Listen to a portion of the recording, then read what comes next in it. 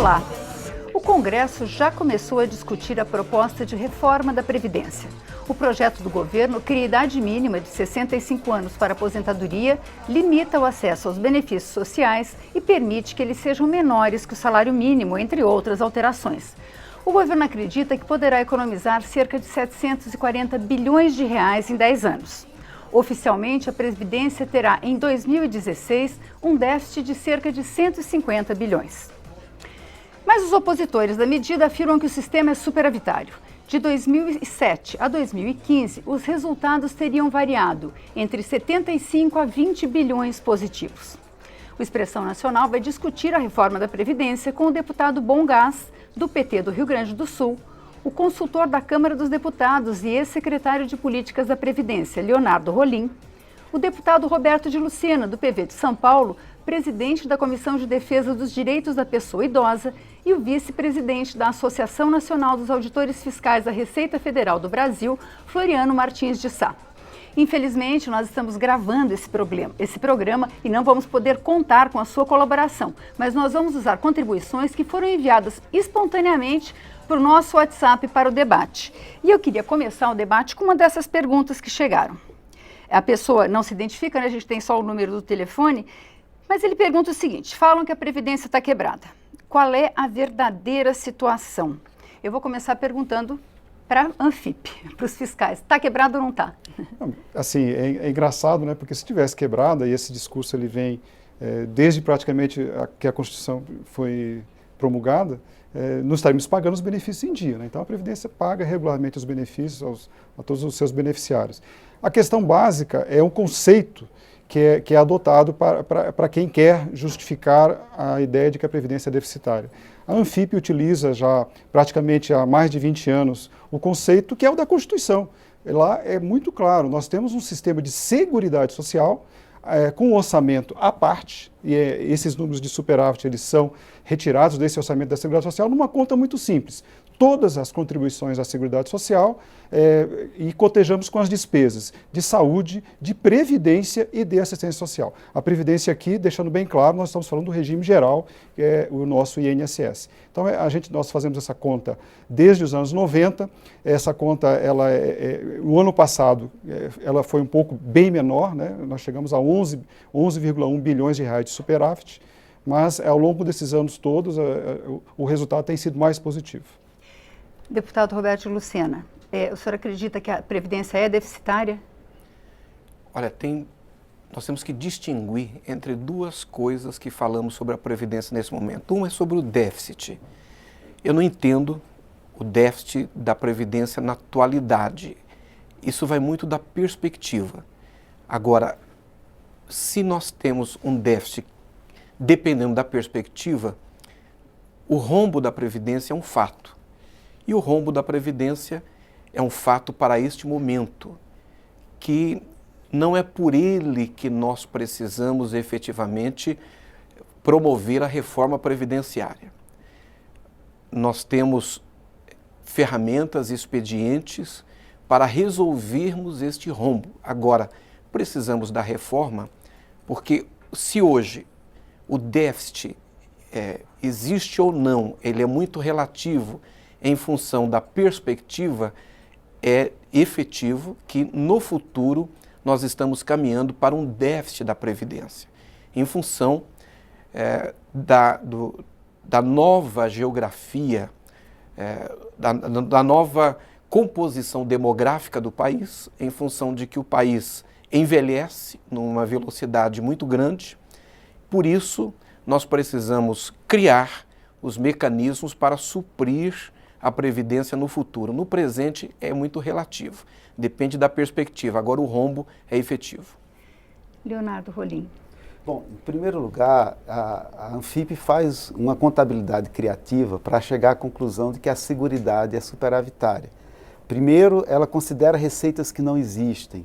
Segundo, ela exclui a previdência do servidor público como se não fosse previdência social.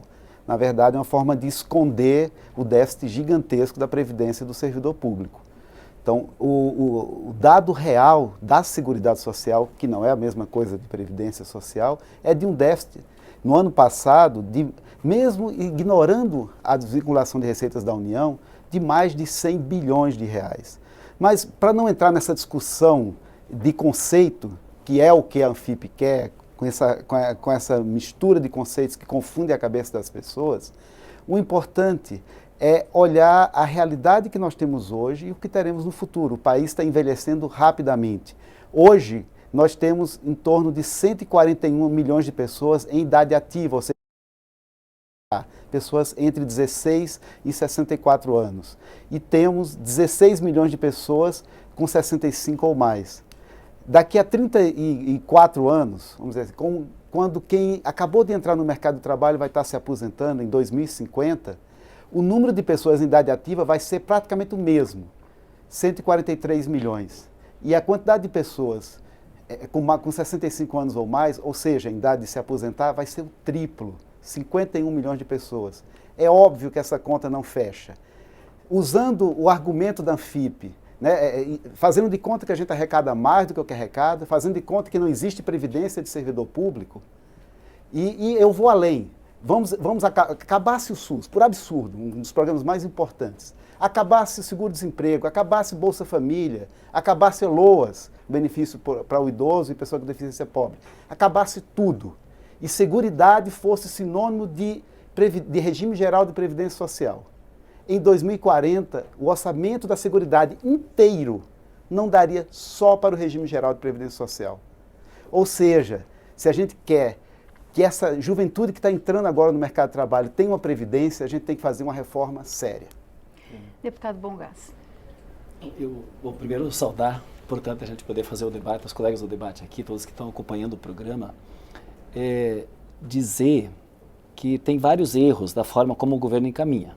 E eu não sei se, de fato, o governo não quer acabar, o governo Temer não quer acabar, de fato, com os programas da Previdência, ou da assistência social, da aposentadoria mesmo, as pessoas. Talvez ele queira acabar.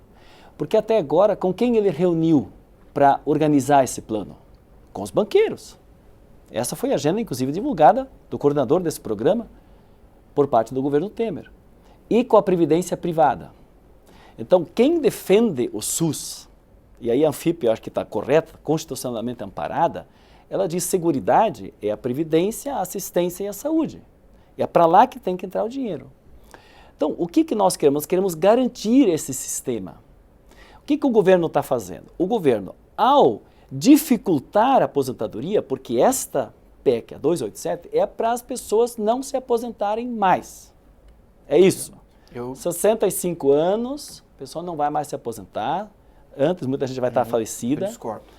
As pessoas que estão acima de 65 anos vão se aposentar mal. Então, o que vai acontecer? As pessoas vão estar desestimuladas a contribuir no mercado para a previdência pública, porque quem tem interesse é a previdência privada.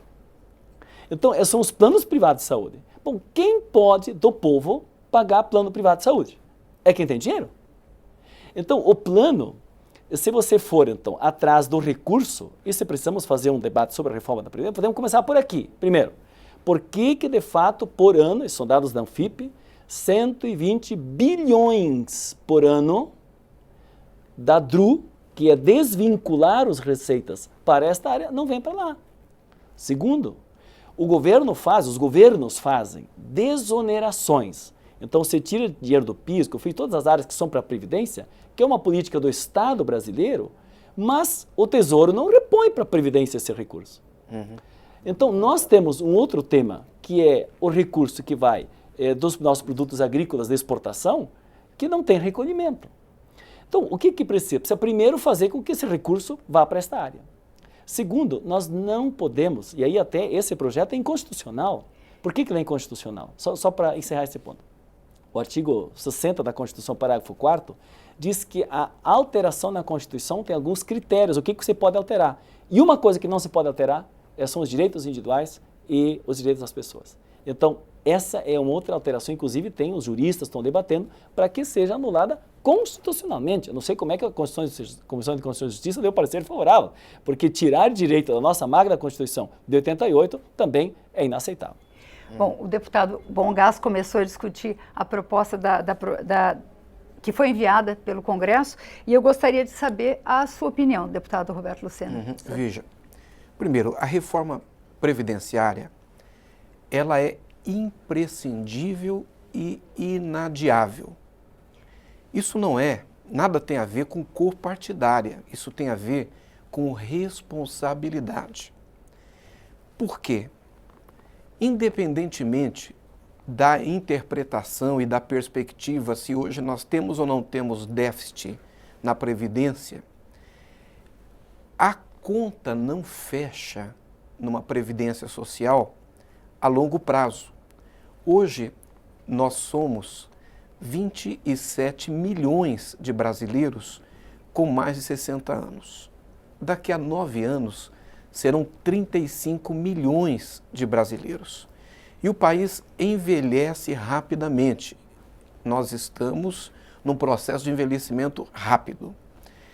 O Brasil é o único país do nosso continente que não tem idade mínima estabelecida para aposentadoria. Junto com o Brasil, nós temos aí o Iraque e nós temos alguns países da África. Precisamos definir, pensando nessa previdência do futuro, idade mínima. Precisamos estabelecer um novo desenho, um novo formato para a Previdência. E nisso, deputado, que eu respeito e é um dos mais brilhantes deputados desse parlamento, é importante, quando você fala muito bem sobre a desvinculação da Receita, nós dizemos que isso não começou de 4 meses para cá, de 6 meses, de 8 meses para cá.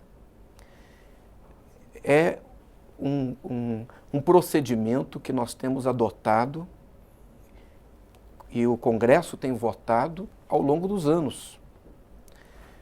Então, nós precisamos encarar por responsabilidade com o Brasil de hoje, com a responsabilidade, inclusive com o sistema previdenciário, pela própria existência da Previdência Social, esta reforma. Há pontos que eu tenho todas as condições de defender. Naturalmente, há pontos que precisam ser melhor debatidos, melhor aprofundados. Eu sou totalmente contra a subtração de direitos já adquiridos pelos aposentados, pensionistas, e a frustração da expectativa de direitos daqueles que estão em vias de aposentadoria. Agora, como é que nós fazemos essa equação? O que é que eu defendo? Eu defendo uma nova previdência, com essa idade mínima, para aqueles que a partir do próximo ano vão entrar no mercado de trabalho. Vão completar 16 anos no ano que vem, vão entrar no mercado de trabalho. É preciso que haja, claro, uma regra de transição. A gente vai entrar em mais detalhes, mas eu queria ouvir a opinião do Leonardo Rolim, por favor, Leonardo, sobre essa proposta. Sim, em primeiro lugar, a DRU não incide sobre a Previdência e mesmo que incide sobre a Seguridade, volta integralmente. Então, não faz sentido falar que o recurso da DRU é quem faz a Previdência ser deficitária. Quanto à proposta de reforma, é bom deixar claro que aqueles trabalhadores de mais baixa renda já se aposentam por idade. A grande maioria dos brasileiros se aposentam por idade. Pouco mais... Hoje é os 65 anos, já é 65 para os homens e 60 para as mulheres. Pouco mais de 1/4 dos brasileiros se aposentam por tempo de contribuição, e aí muito mais jovem, ou nós, servidores públicos, também nos aposentamos bem mais jovens, o homem aos 60, a mulher aos 55, e os militares que também não têm idade mínima. Mas a grande maioria da população se aposenta por idade. Aquele trabalhador mais pobre que começa a trabalhar cedo, ele tem pouco tempo formal, não consegue completar os 35 anos, e a grande maioria deles se aposenta por idade, os homens aos 65 anos. 60 e 55. 65 homens, 60 mulheres, tá lá na lei, está na Constituição. Hoje, o trabalhador rural é 55. O rural, sim, mas o urbano é 65 o homem e 60 a mulher. Então, a idade mínima, ela já é uma realidade para o mais pobre. a PEC está alterando muito mais para o trabalhador que ganha mais e principalmente para os servidores públicos, que são justamente quem causa o maior déficit da Previdência. Depois queria contraditá-lo. O Leonardo. Sim, por favor. Não, o Leonardo falou que a Anfip pratica uma contabilidade criativa. Eu quero dizer que tem outros institutos que praticam a mesma contabilidade. O próprio TCU, nós temos professores universitários, professor Denise Gentil, que usa a mesma estrutura, né, de olhar a Constituição. Não estou inventando, estou olhando o que a Constituição fala. Servidor público, ele está em outro local da Constituição. Então, eu colocar o servidor público dentro da conta da Seguridade Social, eu estou indo contra o princípio constitucional, eu posso colocar qualquer outra despesa, então, e carimbá-la como Seguridade Social. Se for essa... O TCU ratificou o entendimento de que a Previdência do Servidor Público faz parte da Seguridade. Eu só queria isso. Eu queria, sobre o ponto da idade. Veja bem, a tabela 85-95, que foi o grande tema, porque tinha o fator previdenciário, criado lá no Fernando Henrique Cardoso, que comia parte do salário, mas ele reduzia, que já era ruim, mas ele reduzia o salário de quem se aposentava cedo. Sim. Que depois o Lula não vetou. Isso. O que agora mas a Dilma mandou a proposta, nós aprovamos aqui, para que pudesse ter a tabela 85-95. Então, por exemplo, a mulher trabalhadora com 55 anos, mais 30 de contribuição, ela se aposenta sem o fator comer parte do salário dela aos 85, com 55 anos. O trabalhador, o homem, aos 60 mais 35 dá 95 e se aposentam sem o fator. Por que a proposta do Temer agora é pior que o fator? Por quê? Ele joga para 65, mas o valor da média, que para o aposentado anterior era a média das 80 melhores contribuições. Agora não será a média das 80 melhores contribuições. Agora serão todas as contribuições, pegando aquele menor salário, que 20% era excluído, todas elas. E pior, aquilo vale tipo 51 pontos, 51%. Então você pode ir aumentando a cada ano um ponto percentual para você aumentar. Então você tem uma média rebaixada e o trabalhador que tem 51% então, desta média rebaixada, mais 35 anos de contribuição, ele vai ter 86, 51 mais 35, 86% daquela média que já é uma média baixa. Para ele ter a média rebaixada, 100% dela, ele precisa trabalhar 49 anos. Pasme, gente, 49 anos. Então nós temos aqui dois problemas. Uma, que quem vai sofrer agora é quem entra cedo no mercado de trabalho. Esse vai sofrer demais. Bom, quem é que é? As pessoas de baixa renda. Segundo lugar, vai reduzir drasticamente o cálculo do teu salário, porque você vai ter ao menos entre 25% a 30% de redução. E terceiro, ainda, você tem o grande problema do trabalhador rural. Porque o trabalhador rural no Brasil, como o professor, ele é um segurado especial. A professora, que é educadora, educa nossos filhos, né, tá na sociedade, 25 anos e 30 anos, mulher e homem. Isso morre, vai todo mundo para 65. E o trabalhador rural, que é segurado especial, porque ele não contribui pagando, ele contribui pelo desconto da produção agrícola dele. Porque veja bem, ou o Nordeste ou qualquer outra região do sul do país também, se você tem uma estiagem, tem um granizo, não colheu, não por intempéries não colheu, como é que ele vai por mês desembolsar um valor para pagar? Não tem como. Então ele não vai se aposentar. E mais uma ainda, vai igualar, e isso eu também acho inaceitável, nós temos um tema ainda de diferença de mulher para homem, por causa da segunda dupla jornada, tripla jornada, e isto vai também igualar já nessa condição. Bom, antes da gente continuar o debate, eu queria ouvir o Floriano, o que ele acha dessa proposta que ele ainda não falou. Como é que vocês veem essa questão, Nancy? Nós estamos vendo essa proposta, assim, uma proposta grande, radical, que mexe em todas as vertentes que você possa imaginar do sistema de proteção social. Nunca houve uma proposta como essa. E o que nos assusta não é o encaminhamento mas é assim, é o querer aprovar essa reforma em 1 mês, 2 meses, 3 meses, até o meio do ano. Então, é uma proposta dessa, nós teríamos que fazer um debate, mas muito tranquilo, chamando a sociedade, chamando todo mundo, né?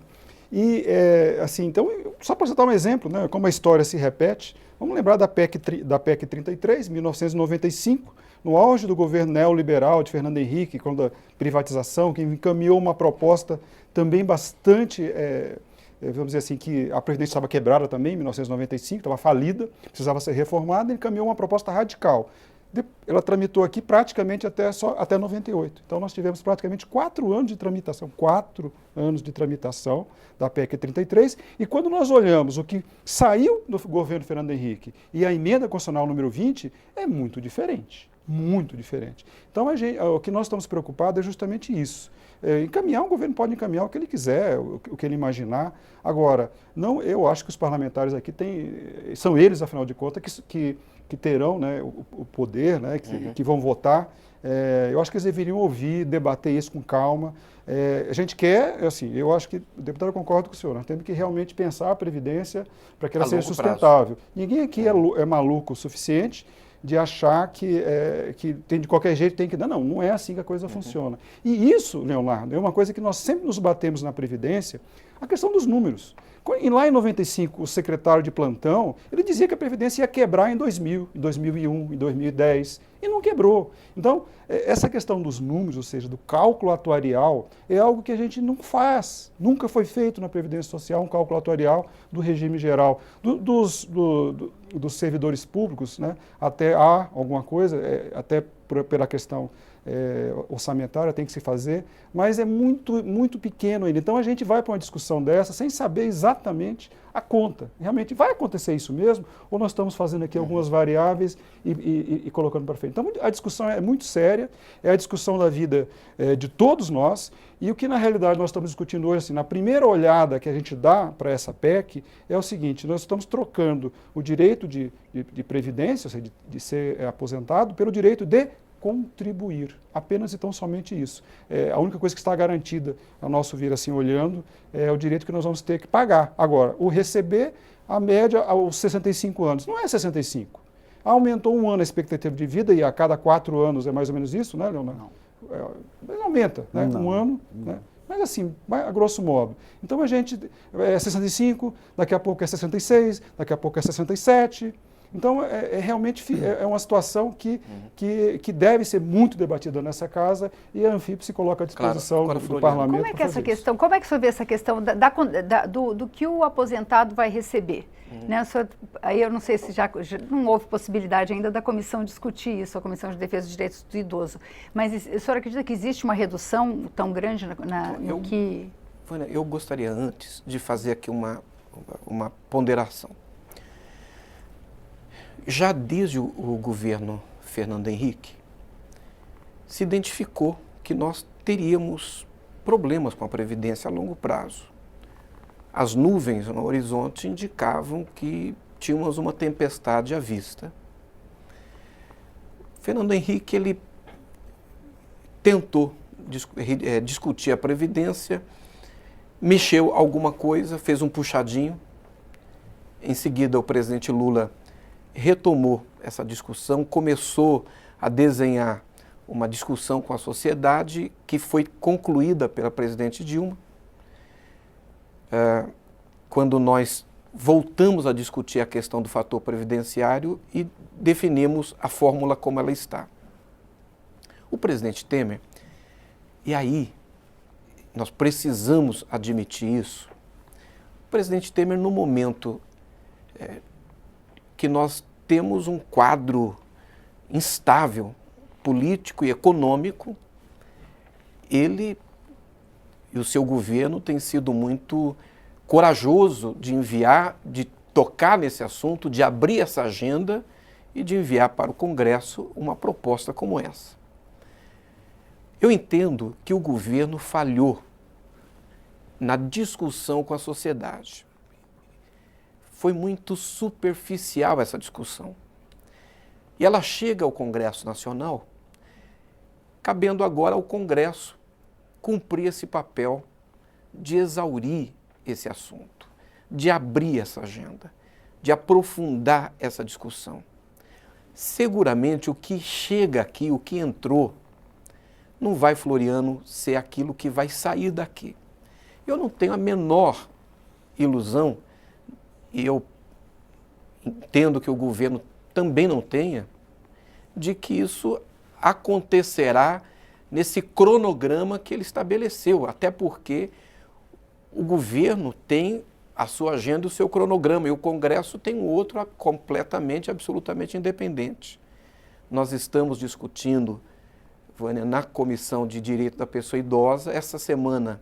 Amanhã nós temos uma audiência pública para nos debruçarmos ali no âmbito da comissão, com técnicos, com especialistas, sobre a proposta que chegou aqui, que está tramitando na casa.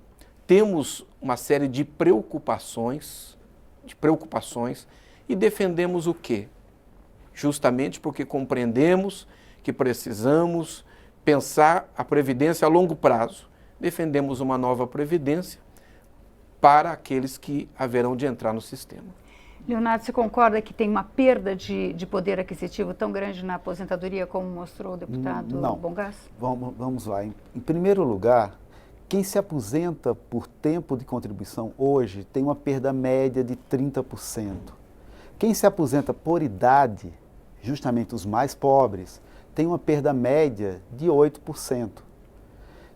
Na média geral, hoje a recomposição em relação ao salário é de 80% no Brasil, que é uma das mais altas do mundo.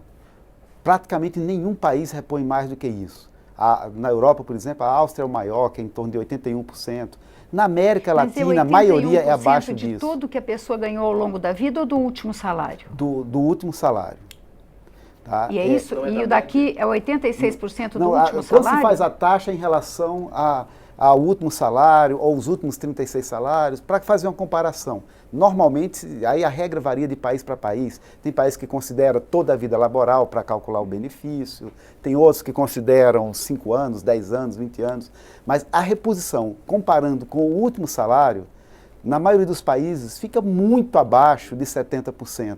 Como eu falei, o Brasil hoje é 80% e praticamente é o mais alto do mundo. Só a Áustria está num nível parecido com o Brasil. Nessa nova regra, que na verdade não é tão nova, é uma regra parecida com a que já existe para a aposentadoria por idade, supondo uma contribuição de 35 anos, vai dar uma reposição de 86%, maior do que a do Brasil já hoje e maior do que qualquer país que eu conheça, as regras de previdência. Então, não vai haver, é uma impressão equivocada imaginar que vai ter uma grande redução. O outro ponto em relação às estimativas, na LDO é feito todo ano uma estimativa atuarial do regime geral, com todas as receitas e despesas estimadas, ano a ano, até 2060, e com base nas estimativas populacionais do IBGE e uma série de indicadores econômicos que são colocados em relação à receita e despesa. Podemos rediscutir esse número, ver se tem alguma coisa que possa estar feita errado lá e ser revisto? Sim, pode. Eu entendo, pelo que eu já analisei do modelo, vários técnicos analisaram, ninguém fez uma crítica ao modelo que o governo utiliza. Nem aqui no Congresso, nós analisamos todo ano, nem instituições que analisam esses dados. E mostram um cenário de um aumento muito grande do déficit da Previdência, em função do envelhecimento da população. Eu acho que ninguém tem questionado as estimativas do IBGE, que tem se confirmado muito bem. O fato está dado, não adianta a gente fechar os olhos ou fazer como avestruz e jogar, né, a cabeça no chão e fazer de conta que não existe um problema. E o problema está dado e a gente tem que enfrentar. Bom, a gente vai fazer um pequeno intervalo e volta daqui a pouco.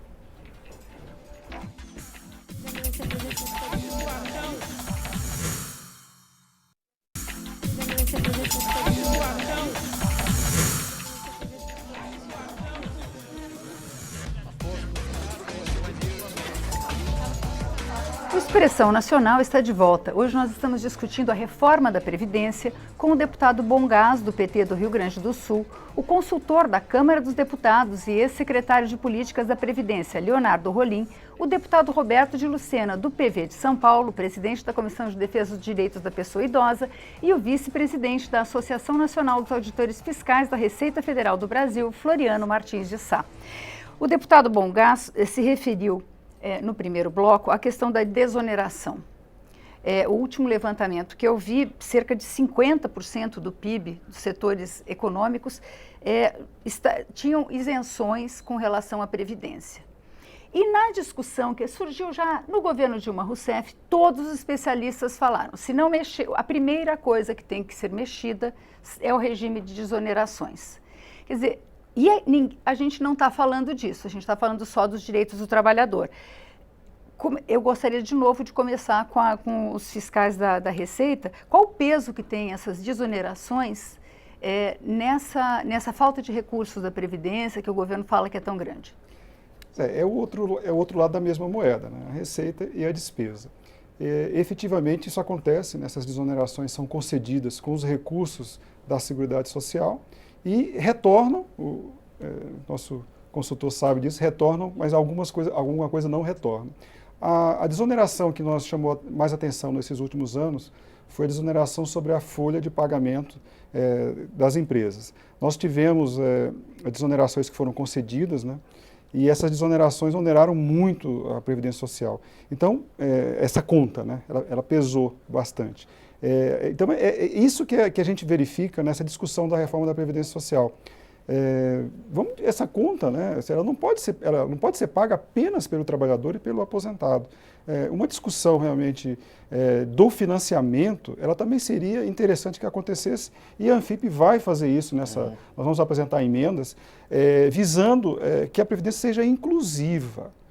Que isso é um outro aspecto que nós não estamos falando agora. A quantidade de pessoas que estão fora do sistema, fora da proteção previdenciária é muito grande.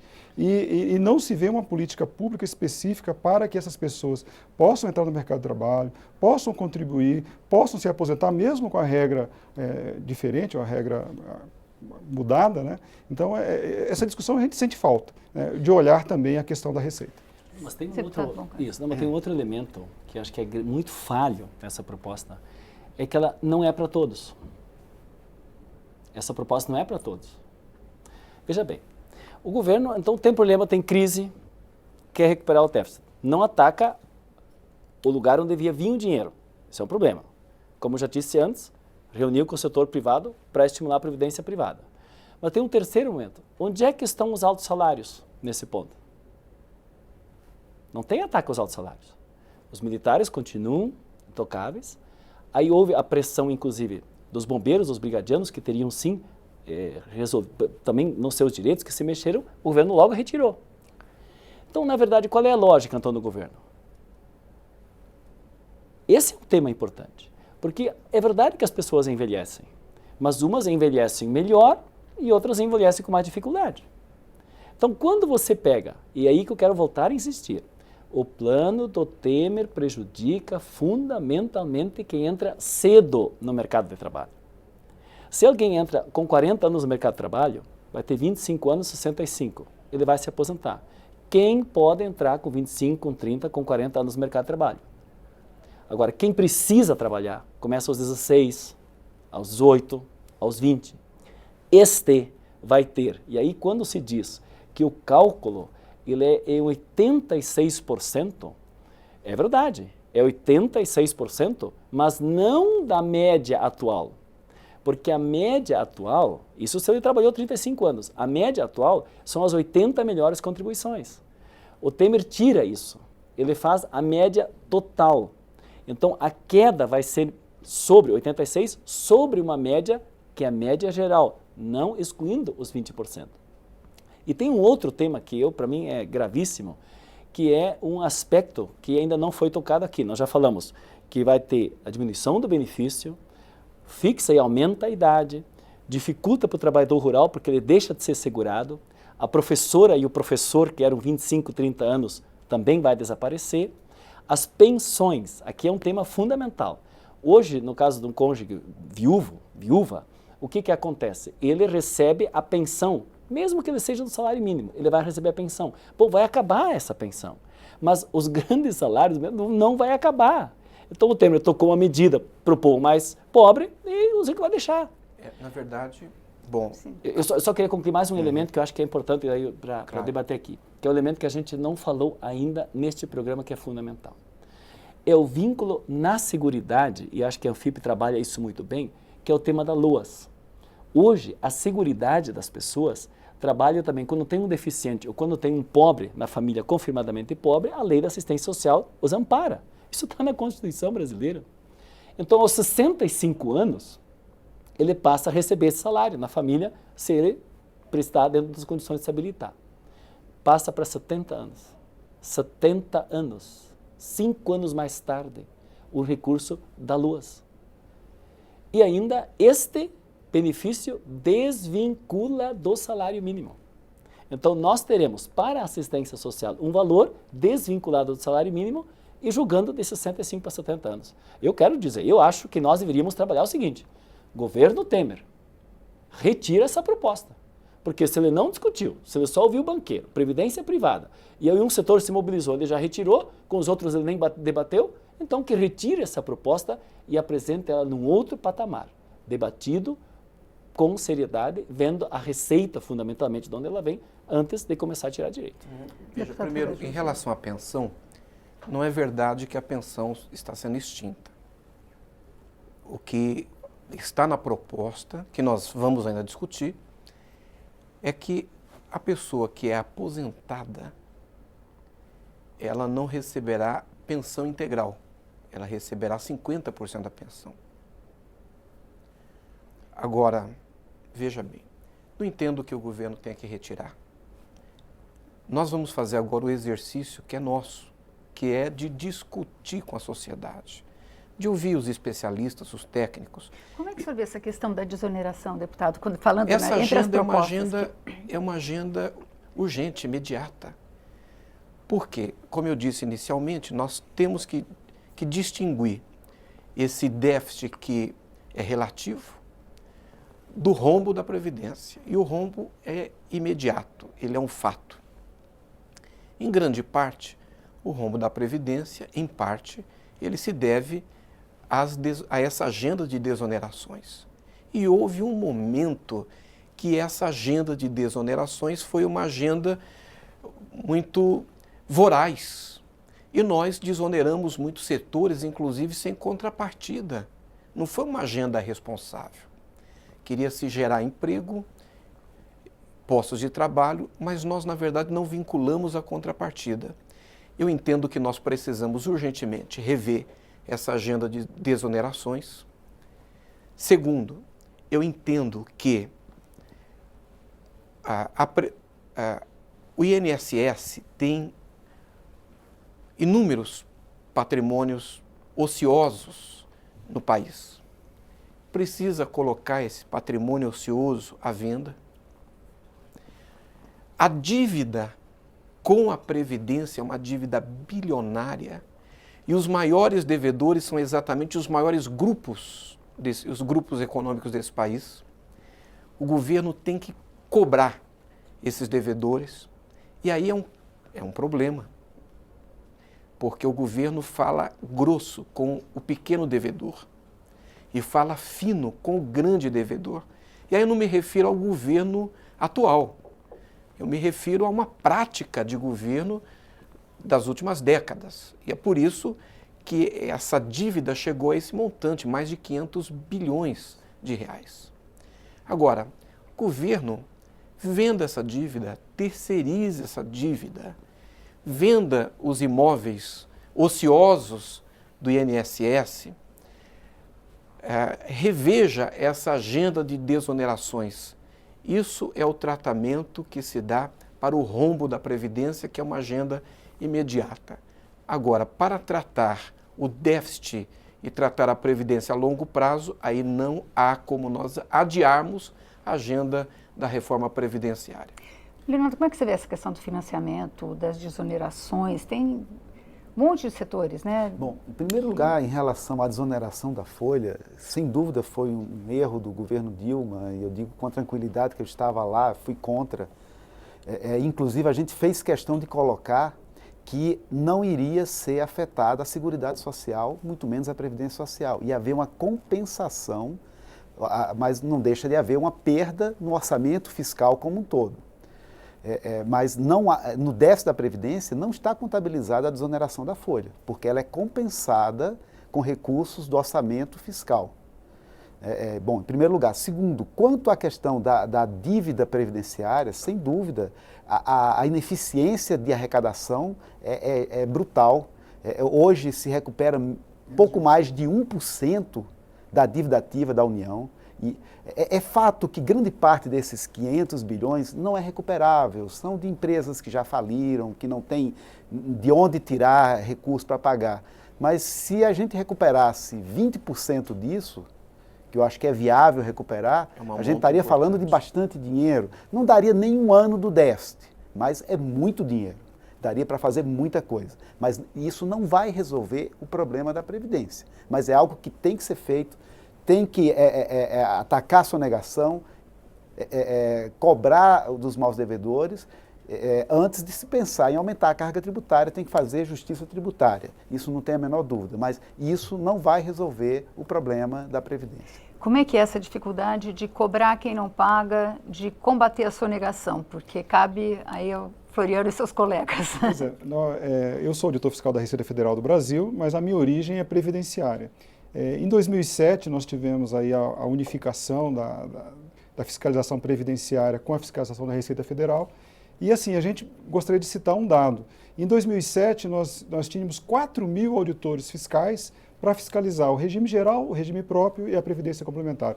Hoje, a Receita Federal do Brasil tem, num quadro de 10 mil ativos, né, auditores fiscais ativos, apenas 400 auditores fiscais dedicados exclusivamente à fiscalização do regime geral. Então, eu não acho que em 8 anos a gente tenha tido um progresso tão grande de tecnologia para que a gente possa atuar com mais eficiência. O que eu sei são os números. A projeção de 2015, nós tínhamos uma projeção de lançar 200 bilhões de reais, ou seja, o trabalho da Receita Federal do Brasil. Isso se acumula ao longo dos anos e, infelizmente, esse nosso trabalho é perdido, porque é aquela história, a dívida nova deixa ficar velha e a velha eu não pago. Então, é uma situação que a gente perde a moral. Ninguém mais tem medo do leão no imposto de renda porque faz o lançamento e você vai se defender. Então, realmente, aí fica uma roda. E agora, possivelmente, nós estamos aí debatendo, recebendo, possivelmente, isso é a regra, né? Estaremos daqui de novo um novo refis para ajudar esses mal contribuintes. O deputado Bongás falou dos setores excluídos. Né? Então, 2 grandes setores que a gente teve foi a questão dos militares. Os militares não foram incluídos nessa reforma e, posteriormente, as polícias militares e o Corpo de Bombeiros. Agora, também as pessoas têm interesse em saber de outros excluídos e querem saber diversas perguntas que a gente recebeu sobre os políticos. Como é que é a aposentadoria dos políticos? Eu acho que a gente também pode esclarecer aqui e saber a posição dos senhores aí sobre a questão dos militares. Vamos começar com o deputado Roberto Lucena, que a gente não começou até agora. Eu defendo que nós tenhamos uma previdência única. Que nós não tenhamos, hoje, parte deste eventual déficit da Previdência está exatamente colocado sobre os valores que nós pagamos de pensões e a Previdência para os militares. Agora, eu entendo que o governo, quando ele excluiu desta proposta os militares, tanto das Forças Armadas como os militares, sejam os bombeiros ou policiais militares, ele comprometeu, ele arranhou uma proposta que chegava a essa casa, apesar de todos os pontos que nós tínhamos que discutir, chegava com credibilidade. Ficou algo arranhado, ficou semitonado. Eu defendo que todos sejam tratados nessa reforma previdenciária. Deputado Bongás, a questão dos militares, a argumentação que eu vi é que eles passam para a reserva, mas eles estão disponíveis para serem convocados a qualquer momento, que isso não constituiria uma aposentadoria. Como é que o senhor vê essa questão deles? Mas assim, nós precisamos aproximar salários e não distanciar salários. Essa é a questão. E qualquer cidadão tem suas tarefas com a nação brasileira, trabalha, contribui, o Exército faz um trabalho extraordinário, as outras áreas das Forças Armadas, ninguém duvida disso. Mas as disparidades salariais e este benefício, ao ser aplicado de uma regra diferente da outra, isso quebra o espírito. Não adianta, isso quebra o espírito, isso tem uma diferença. Então, esse é o tema fundamental que nós não concordamos. Segundo lugar, sobre a questão dos políticos. Eu acho que todos nós, eu, por exemplo, eu falo por mim, eu não optei pelo regime congressual parlamentar aqui de aposentadoria. Qual é, deputado? Eu vou ficar no regime geral, como qualquer um se aposenta no INSS, o regime geral da Previdência. Eu sou político durante um período. Eu já fui agricultor familiar, fui até presidente do Sindicato de Trabalhadores Rurais, e por isso que eu estou tão indignado, porque ele quebra... O senhor é da Frente Parlamentar? Eu sou presidente da Frente Parlamentar em Defesa da Previdência Social Rural, mas eu fui presidente do Sindicato de Trabalhadores Rurais. Nós lutamos muito para garantir que o trabalhador e a trabalhadora rural, a mulher que recebe aos 55 um salário mínimo de aposentadoria, passou a vida inteira, ela já trabalha 39 anos, começando aos 16 anos. Não vou falar antes porque, por causa do trabalho de menor, vamos dizer assim, mas ela já começa trabalhando porque é o espírito de família. Mais de 39 anos. Agora ela vai pular para 65, então vai ter 49 anos de aposentadoria, que é um salário mínimo.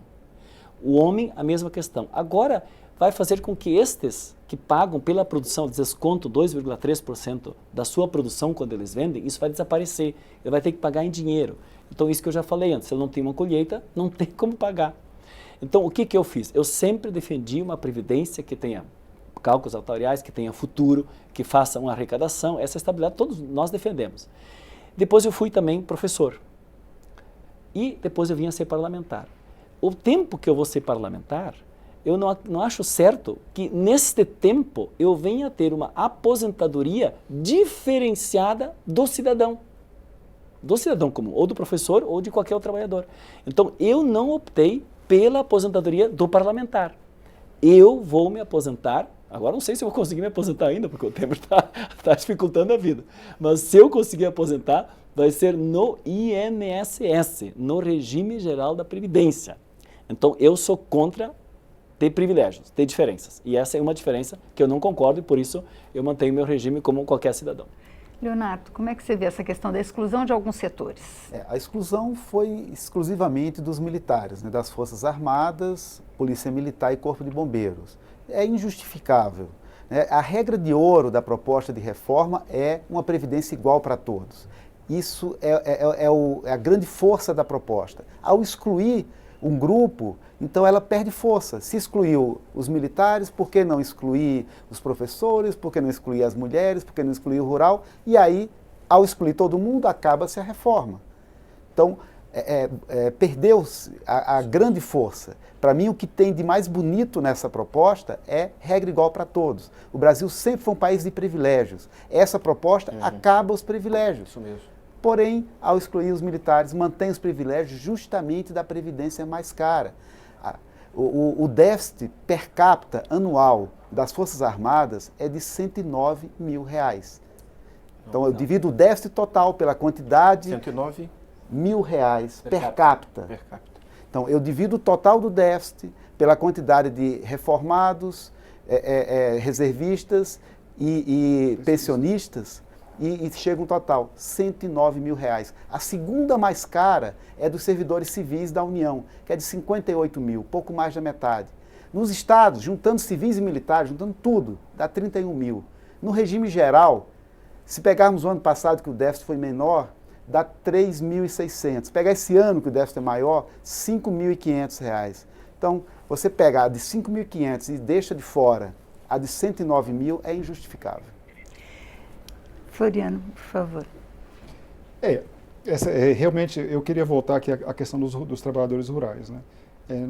Assim, quando você olha e separa, e eu não gosto de fazer a separação, mas entre o trabalhador urbano e o rural. E quando fazemos a conta do déficit, a gente verifica que esse déficit dessa conta, ele está basicamente em cima do trabalhador rural. Né? Agora, isso não é um defeito, isso é uma qualidade, no meu ponto de vista, porque nós conseguimos fazer justiça com esse trabalhador. Né? É um sistema que é modelo no mundo inteiro de inclusão, que eu acho até que a gente deveria olhar para o mundo urbano agora, para esses excluídos urbanos que não se aposentarão jamais, nem no modelo atual, nem nesse modelo proposto, fazer algo parecido, uma previdência universal. A defesa pessoal que eu faço, a defesa minha, não é da associação, é realmente que a gente deveria caminhar, Leonardo, para o regime básico unificado. Todos absolutamente iguais, dentro do regime geral, dentro do INSS, sem nenhum privilégio, sem nenhuma diferença.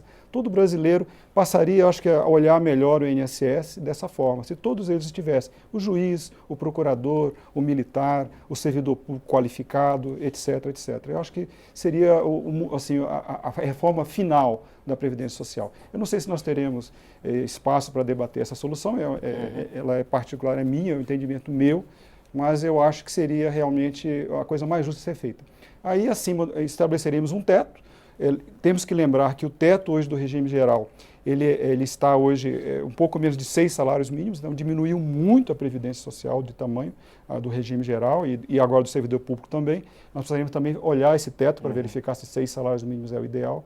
Então, são essas coisas que a gente queria ver e vamos ver no debate. Infelizmente, a gente não vai conseguir discutir a proposta do Floriano, porque a gente vai continuar a discussão todo esse ano, a Previdência vai estar aqui participando como nosso tema importante, mas muito obrigada, Floriano Sá, muito obrigada, deputado Roberto Lucena, muito obrigada, Leonardo Rolim, perdão. Muito obrigada, deputado Bongas. A Expressão Nacional termina aqui. Você pode rever ou compartilhar este ou outros programas na nossa página câmara.leg.br/Expressão Nacional. Obrigada pela audiência e até a próxima.